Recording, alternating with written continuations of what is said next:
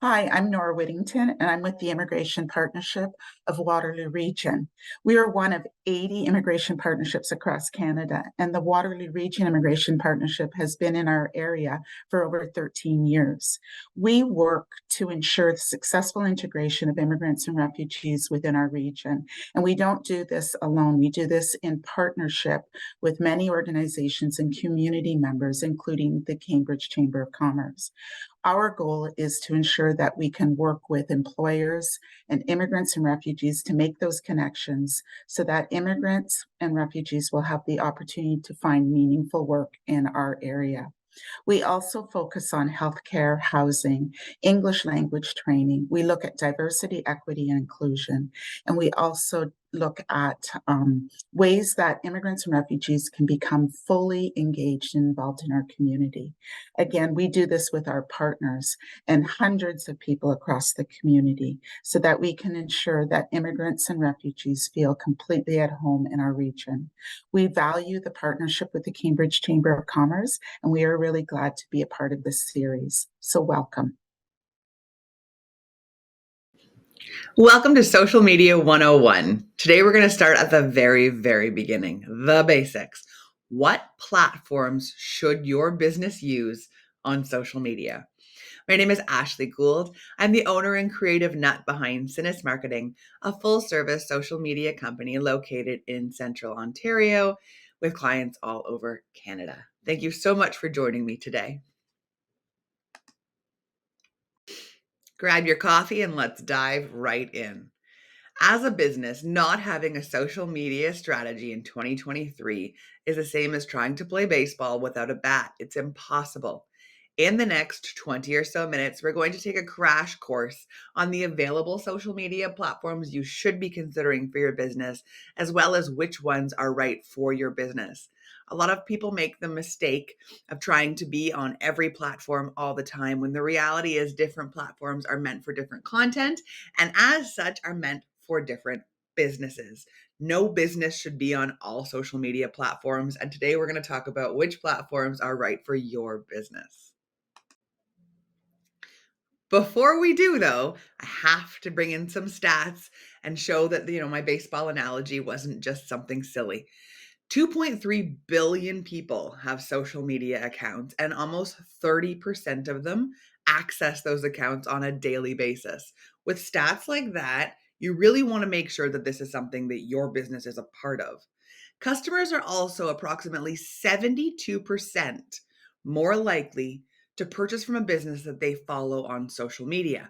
Because even though you may not know them, there's this feeling that comes with getting to know a business through their social media channels, through their culture, their interactions. They see tons about you if you have a properly structured marketing platform, so they feel more comfortable with you. So if it comes to you versus someone else, same price, same options, whatever, they're going to pick you because there's that comfort level there if your social media and your marketing are done correctly.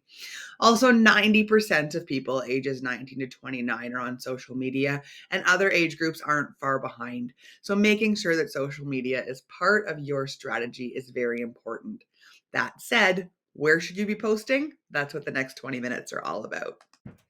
I'm going to say this rule like 20 times during this lovely presentation. So I'm going to give it a whole slide to let you know that not every social media platform is meant for your business.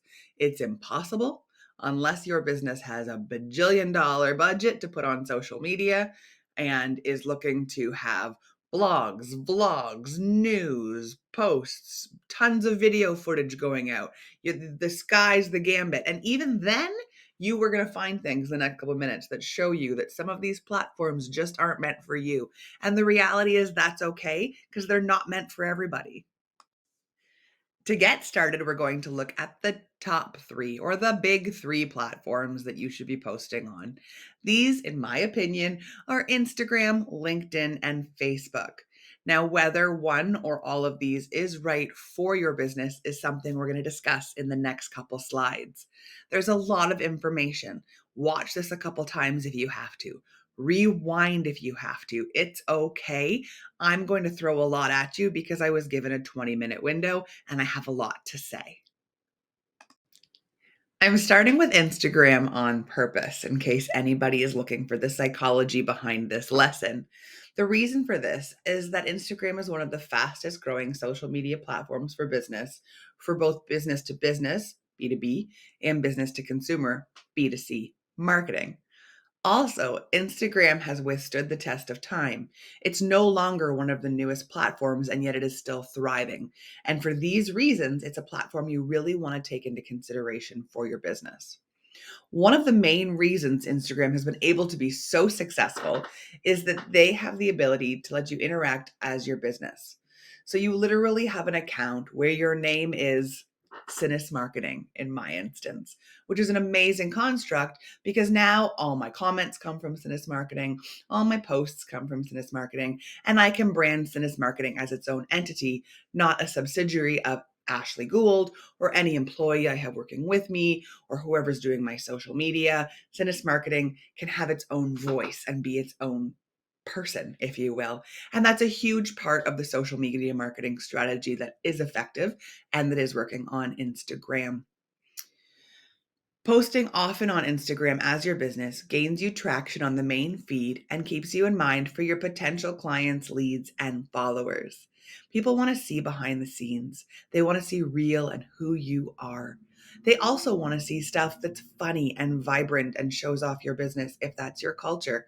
They want to know what your branded voice is, and they want to learn to trust you based on what you're posting on Instagram. But it's not just posting. It's also what you're commenting on other people's posts. It's that you're not getting involved in political activism or views that you think could be construed as negative or one-sided or, not overly on brand with who you are. As well, it's just going to help you grow more followers, more business, and just overall make it a better experience for people on your Instagram channels. Regramming and sharing on stories in Instagram is a fantastic way to show off your happy customers. It's a great way to show off your new employees. You literally have the option of clicking one click little button and you can share into your stories what other people have tagged you in. It's a great culture into itself in that it lets your business be its branded voice very simply and seamlessly with the use of photo, video, and words. For each platform, my plan is to play Switzerland. I'm going to give you the pros and I'm going to give you the cons. And because I can't help it on occasion, I will give you my opinion. But at the end of the day, you know your brand and your branded voice better than I do. And there is no one recipe that works for every business. So I'm going to give you the tools so that you can decide which platforms are best for you. So with Instagram, we'll start with the pros, of which there are many. Instagram is the fastest growing social media platform for B2B and B2B, as I said. On Instagram, a business is able to interact, like, and follow and comment in the same way as a personal profile can.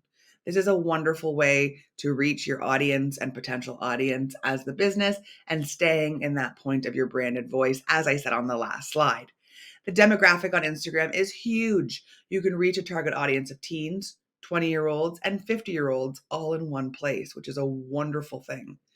Instagram Messenger is now integrated with Facebook Messenger as well as Facebook and Instagram ads, making it easy to advertise and market on this platform at a fairly reasonable price. Now for the cons, because every platform has its cons, and you may find that these are the deal breakers for your business. Instagram only allows users to have a maximum of 5 links on their profile and no links on their posts.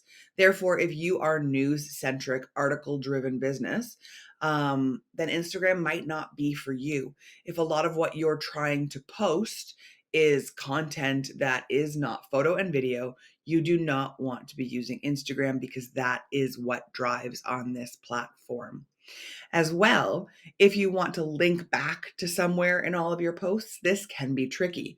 The way that you do this is through a third party called Linktree, linktr.ee, or you keep it at the minimum of the 5 links that are allowed on Instagram. And that's new. It was 1 link until earlier this year. 5 links is a newer thing because they've listened to how people struggle linking back to business page, follow us pages, vote for us pages all over the internet when they don't have that actual link option in each post, which is just something they don't plan on doing. Also, creative content is mandatory on Instagram to succeed. If you don't want to create photos and videos, reels, behind the scenes, real content, spend a lot of time on and energy on graphics or hire someone to do it for you, Instagram isn't for you.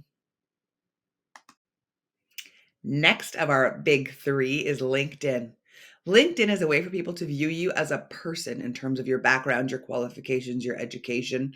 A business LinkedIn profile is the perfect opportunity to showcase employees and workplace culture, as well as any awards, accomplishments, in order to aid in hiring, credibility, and employee retention. If you are looking for a platform to use to try and gain new employees, people are on LinkedIn looking for jobs. It's one of the main reasons people are on LinkedIn. So you want to make sure that your business gives them FOMO and makes them want to be part of your culture. And LinkedIn is the place to do that. And you can do that, yes, through photo and video, but also through educating them with articles. You can do that through showing them all of the awards and achievements your business is getting from all of your hard work, showing that there's credibility, longevity, ability to grow. All of those things are possible on LinkedIn and will help you gain new employees. Also, it's a great way for you to show a community as a whole who your business is, giving credibility to consumers, customers, and everyone else as well. On LinkedIn, you do have the option to post as a business. However, it can be a little tricky to share that content onto your first personal pages. And it's far easier to grow your personal page than it is your business page. But we will get into that in the pros and cons because, again, I'm Switzerland. A good LinkedIn profile can help you gain a target media attention, develop quality business relationships, attain through leadership status, and much more. Consequently, a bad one can hurt your career development and business success. What I mean by this is that you really want to make sure that the profile is set up properly. Even if it's a set it and forget it profile, make sure you take the time to add a photo, add the top photo, fill in the information so that your business doesn't look like it's a fly by the seat of its pants, not going to be here tomorrow kind of a business. So again, as Switzerland, I'm going to give you the pros and cons of LinkedIn, and I'm hoping that you're sitting there taking notes, thinking, figuring how this is going to fit into you and what you want to do with these platforms. So what are the pros? LinkedIn is a fairly easy to grow platform. You follow people, people follow you. There's no harm in who's following you or who you're following. So as a personal profile, you can follow and have followers very, very quickly and easily and for free. The con is that getting your business's information shown means that you have to be copying it and pasting it into your personal profile and having employees do that as well if they're willing, so that that content is seen by more and more people. LinkedIn has a credibility aspect that differs from any other social media platform. Your business is almost like verified when it has a good LinkedIn profile and when it can show that it's been around for a long time and it shows all those awards and accomplishments. It's a great way for people to go, oh, you know what? That business is going to be here in 5 years. I should go work for them over ABC down the street or XYZ or whomever they are. Even with the set it and forget it approach to LinkedIn, your page can still be credible, which is amazing. LinkedIn is the only platform where this applies. You can make a LinkedIn profile and never use it again, and it still may help with your hiring if it's a good and vivid profile. Because either way, when people are looking for jobs, whether they find you on Indeed or on LinkedIn job search, they're going to go to your profile to see who you are as a business. So if done correctly, even if you're not posting on it, your LinkedIn profile can help your business thrive. That's something that is only a LinkedIn feature, and therefore I think is probably one of the biggest pros to them. The LinkedIn newsfeed is geared towards entrepreneurs and business and full of fun tips for running a business. So not only is it a great platform to be using from the side of your business, but it's also great for you as a business owner in terms of networking and gaining a knowledge base in your area or in your field or in your demographic region. So those are some huge pros to using LinkedIn. Like with everything in life, there are also cons to using LinkedIn. The first being that LinkedIn advertising is extremely expensive in comparison to the other social media platforms out there. If you want to make this a main point in your social media strategy and you're trying to do the paid advertising on LinkedIn, you will find that the cost is exponentially more than it is if you were to do through Meta. Um, Also, LinkedIn post reach is lower than other top social media platforms. So, because it's so noisy and there are so many business owners, entrepreneurs, people on there posting articles and content over and over and over again, it is repopulating and reformulating at rapid pace. And posting once in a while is not going to necessarily gain you a lot of post reach outside of the people that you do know. You want to make sure that the stuff you're putting on there is super relevant and that you're paying a lot of attention to people who are going to see it after, not so much in that post feed, because in that moment, it's not going to be seen by as many people as you would anticipate. But when people come back and are looking at your business and looking through you, they'll be able to scan through and find that information because it stays, right? It's not stuck there for, a day, like a story, for example. People don't necessarily look at LinkedIn when making purchasing decisions the same way they do other social media platforms. So I find LinkedIn works great for networking, hiring, business trust, that side of the business. When they're looking to purchase something, especially the younger demographic, they're not looking to LinkedIn to make purchasing decisions as they are for hiring decisions. So it's kind of a different crux to your business and how it would fit in. If you're not looking to grow or expand and you want to stay exactly as you are, maybe it's not for you. Next up is Facebook. I know what you're all going to say. Maybe not all of you, but some of you will say things like, oh, my granddaughter told me never to use Facebook. Facebook is dead.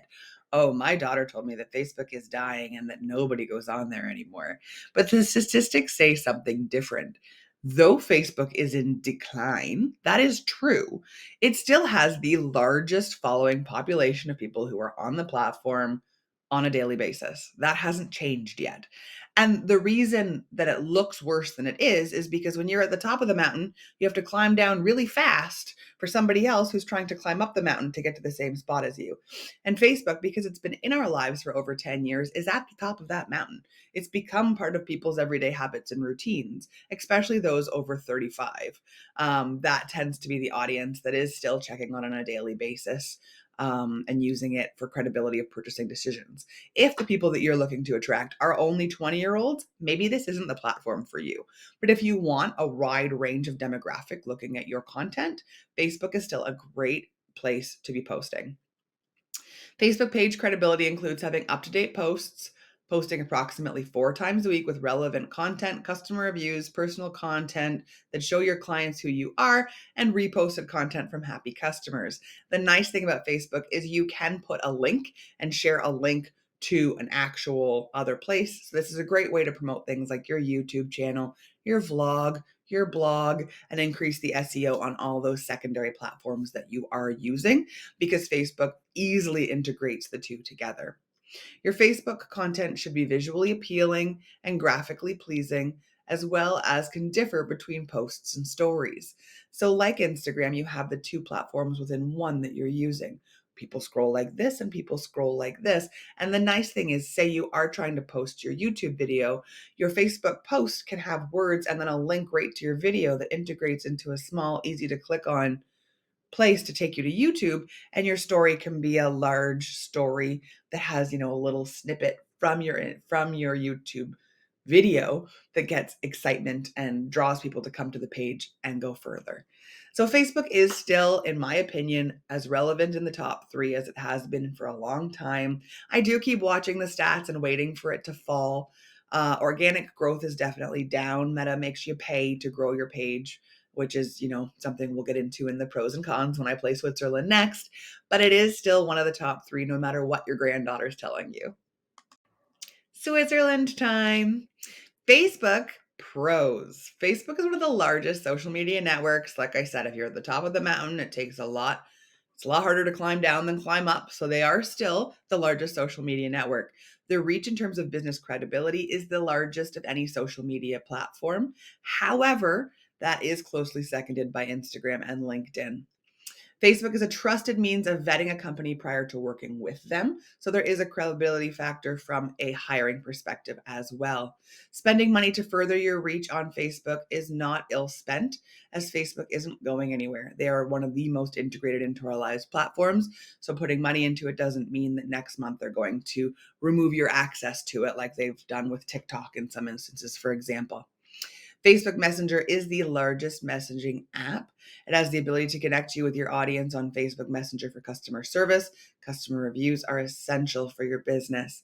It also has frequently asked questions options so people can go in and very quickly in like an AI component, talk to you and find out where you are, how to contact you at the click of a button. They also have very easy WhatsApp integration. As WhatsApp continues to grow in popularity in business and business to business, as well as customer service, it is great that Facebook will literally put a button right on there, contact us on WhatsApp. This is great, especially for contractors, businesses who are using WhatsApp as their primary means of contacting their clients and prospects, where they now have that option to have a very quick click button and they can get a hold of everybody very quickly. But like everything, there's also cons to Facebook. Facebook's overall reach has been shrinking in the last 5 years. However, it is still the largest reaching platform. I feel like I've drilled that in 3 times, so I'm not going to spend any more time on it. Facebook is very noisy. It's a platform full of ads and news articles, so it's harder to break through the noise and have your posts seen on Facebook. Approximately 2% of your audience see your posts organically when you put them on Facebook. Facebook is considered old school. If your target audience is under the age of 35, it may not be something you want to partake in. Facebook has had numerous privacy breaches and issues from 2019 through to 2022, and they continue to update the app with new regulations. Though that one is a con, I also see it as a pro, mainly because I think that they've actually handled a lot of the issues really well and have continued to change the platform to comply with every new legislation and standard that has come in. Currently, the one that is kind of on the fence and of issue is that Facebook and Meta as a whole is debating taking out, or they're not debating, they're doing it, newsfeed on our platforms in Canada because of the new Canadian legislation issues surrounding the free sharing of news articles and how that's not benefiting our news society.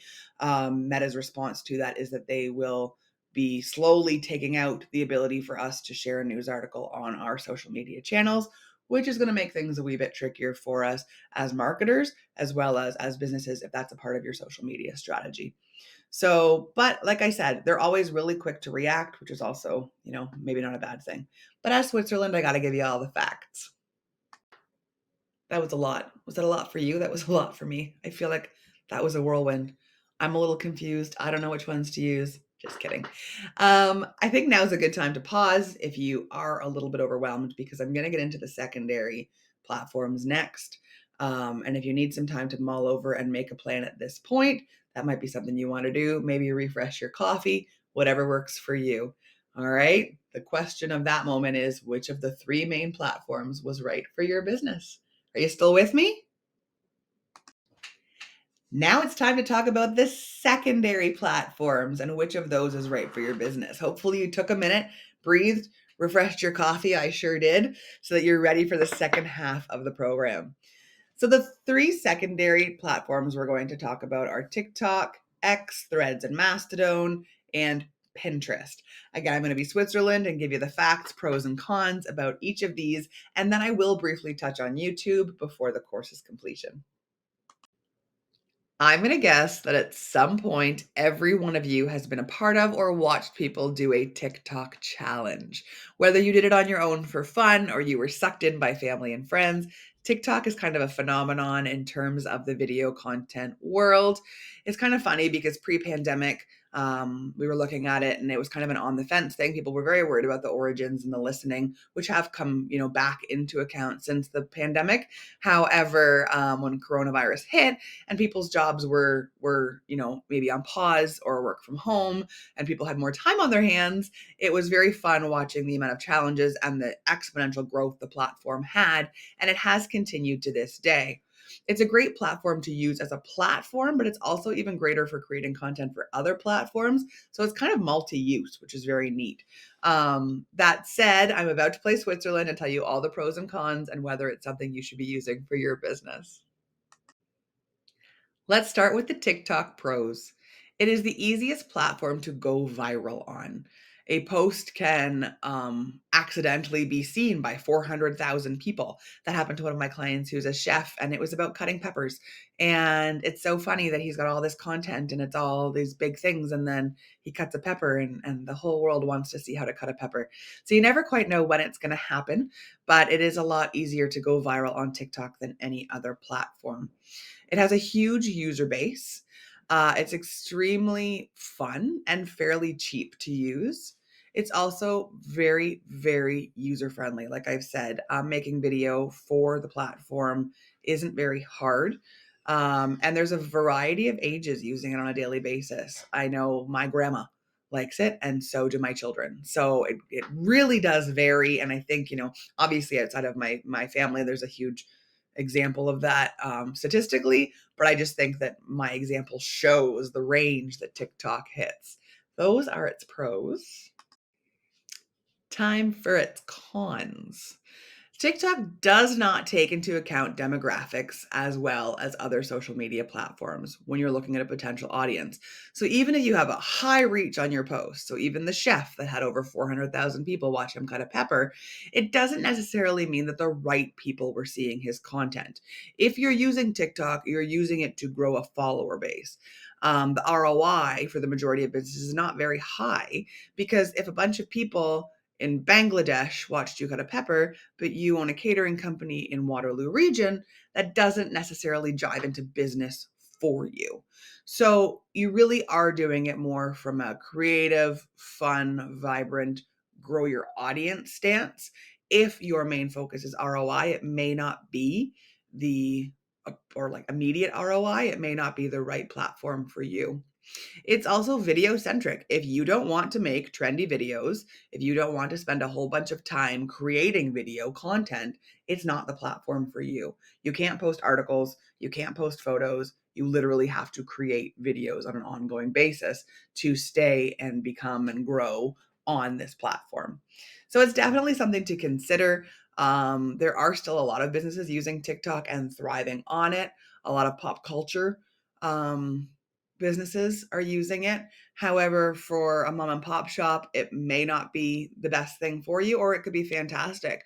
There's actually a slime company in the United States that did TikTok and YouTube shorts and release new slime creations every week and sell out on a weekly basis solely because of the fun videos that they've created on TikTok and YouTube shorts. So it's definitely got its place.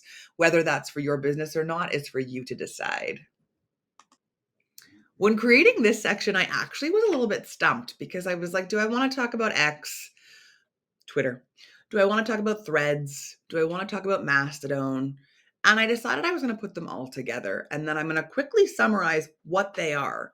So, individuals spend several hours a day through scrolling through news-centric platforms, right? They have the news feeds where there's a lot of articles and news and opinion and conversation. And all three of these platforms fit into that category. So if your business wants to showcase your blog, to increase your SEO, articles related to your business, that kind of stuff, some business photos and, some video, but you really want to get a conversation going. You want to do, opinion piece kind of stuff, and you're not worried about backlash. These are great platforms for you. Due to open sourcing, it's harder and harder to know what information is real. So they're starting to, kind of share it amongst the masses. And unfortunately, there are a bunch of people with different views. And I'm not saying anybody's view is wrong. I'm merely saying that what is fact and fiction can kind of get blurred on these platforms. And that's why I am hesitant at this time to spend too much time delving into them for my specific clients. Ads, daily image posts, sales, etc. are not as effective on these platforms. You really want to be spending the time working on that conversation piece, If you have a voice, you need to be heard. If you're an activist company, if you're working on human rights, and you want somewhere where you can really throw your voice, if that's your brand, if there's a passion you have to tell the world about in your brand, then maybe these are for you. If you are selling something, if you are, in the trades, it may not be. So again, I'm about to play Switzerland for the third last time, and you can make that decision for yourself. What are the pros? These platforms are a great place to post in terms of news and current events as long as you can tie them back to your business. Make sure you're taking your branded voice into account when you are posting on these platforms, especially these platforms. It's very important you don't say something that can come back and bite you at a later time. They also have a huge following, and these people spend hours a day scrolling through the feeds, specifically looking for news, information, and sports in particular, and often based on their own interests. So if this is something that works for your business, utilize it. Posting a link to blogs is a great way to increase your business's SEO in terms of your website on Google and other search platforms. And using these platforms is actually a great way to further that if that's a very key focus for your business. Now for the cons. Not all businesses have blogs they're pushing. Some focus mainly on imagery, before and afters, ads, sales, etc. For those businesses, these platforms are not an effective term of marketing. These platforms are bombarded with posts daily, so it's hard to have your news and conversation heard. Even if you are trying to shout out your voice from the rooftop, it can be tricky to do because everybody else is too. That's the point to these platforms. So there is a consistency in posts that is necessary in order to kind of get your voice among the masses, if you will. All these platforms are also increasingly more open sourced. Oh my goodness, I'm having a tough time talking right now. It's harder and harder to decipher which information is credible and which is fear mongering and opinion piece. This can be the case with information for your business as well. So you want to make sure that everything you post, everything you comment on, everything you say, you think about how it will reflect back on the company and your branded voice and any necessary backlash that could come from using them. Next is one of my personal favorites for the creative industry, which is Pinterest. Pinterest is considered a crafty app and usually utilized by people who are looking for inspiration. So if you have a business that is crafty, trendy products, event driven, it's actually a great platform for you to be using as a secondary platform. It has a surprisingly high user base considering it's been around for so long, and yet it's never become one of the top 3 social media platforms. A lot of people do still utilize it in order to come up with crafty and innovative ideas. It's great for bachelorettes, weddings. People will look for DIY things, but once they click on the link, because there's links right in it to your website, and they see your amazing product that's cheaper, they're quick to buy. When there's a new show out that suddenly goes crazy, if you happen to sell screen printing, for example, when Wednesday came out, Pinterest saw a huge surge of people looking for how to create their own merch because it didn't exist yet. Nobody knew how big Wednesday the show was going to be on Netflix. And as such, there was a huge surge on Pinterest, and those businesses were able to utilize that and make a higher revenue stream off of it. So now I'm going to play Switzerland for Pinterest, and we're going to see if you think it's right for your business. So like I was saying, in terms of the Pinterest pros, it is mainly beneficial for retail vendors. However, it's widely used by wedding venues, DIY ideas people will look for, and then they see your stuff and they become obsessed and they want to come to you. Restaurants will use it. They'll have like little cooking tutorials and whatnot, and then they see your food and they really want to go there. Catering businesses will use it. As well as all the people I talked about on the first slide. It isn't just a social media site either, though. It's actually also a search engine with over 2 billion monthly searches. So that's kind of the neat thing about Pinterest is it's a standalone search engine that links back to your site, which is actually a really neat concept. And if you can wrap your head around it, it can be a huge untapped market for your business. Also, the posts lead directly to your website or your other social media apps so that you can very quickly gain your audience's attention and then send them where you want them to go. And now for the cons, of course, like everybody, as Switzerland, I have to give you both. Unless you have an extremely interesting business premise that is often searched on social media, your business is not going to get a lot of traction on Pinterest and will actually get lost. The links also last forever. So if you are going to post a whole bunch of fun products on Pinterest with links back to your website, people could come and search them 3 years later. And if you've changed your website and that link is still where you put it originally, the link will now be broken, right? It'll head to a broken site, nothing there, which can actually decrease the credibility of your business. So if you are going to utilize this, you need to remember to go back and refresh your content. It's a platform where you don't want to leave everything forever unless you're going to change a link or take them right to your homepage instead of to a specific item. It's just something you want to take into consideration because broken links often make people think, especially after the pandemic, that your business is either not succeeding anymore or no longer in business. A lot of businesses have unfortunately left us in the last couple of years, so it's more and more easy to assume that a business is no longer in service than it used to be. So that's Pinterest in a nutshell. Freeze, don't panic. I didn't forget YouTube. Okay, it's all good. But it's its own beast. It has different formatting with YouTube shorts and full YouTube videos. It still has a very young audience as well as platform audience. So if you're kid centric, it's probably great for you, but it doesn't fit into the guidelines I have put into this specific course, I'm going to call it, because it really doesn't fit into the primaries and the secondaries. You need to be able to spend a lot of time and resources to make a good YouTube channel. You need to be very focused on that YouTube channel, and that YouTube channel needs to be almost like its own conversation, its own beast. It doesn't fall into the primary and secondary social media platforms because you don't want to make a TikTok and put it on your YouTube.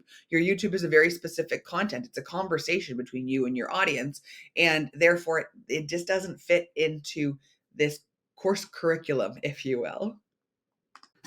That said, I will give you a couple tips on YouTube in case this is the direction you're wanting to go.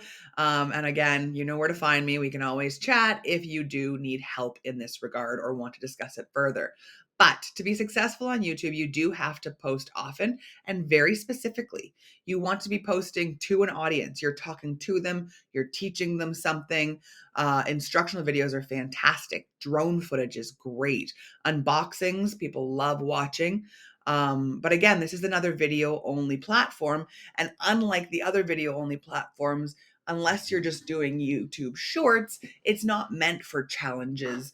It's meant, I mean, it is, but that's probably not what your business wants to be involved in, right? Your business wants to be showing people things. It needs to be brand specific. It needs to be its own beast. So if you're thinking YouTube fits into that really, easy top and primary and secondary platforms, it doesn't. It needs to be something you take extra time and account into and pre-plan maybe 6 months of content, ideas, something that you can put episodes into, how you're going to get people to subscribe. And as such, I'm calling it a different beast. I didn't forget it. I just don't think it necessarily fits into this specific course.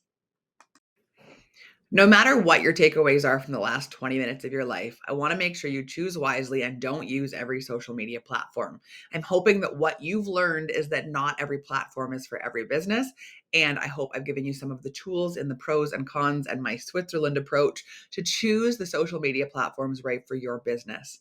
The next step, and something I would suggest that you do now, is look at your social media strategy overall and how you can fit it into the platforms you've chosen.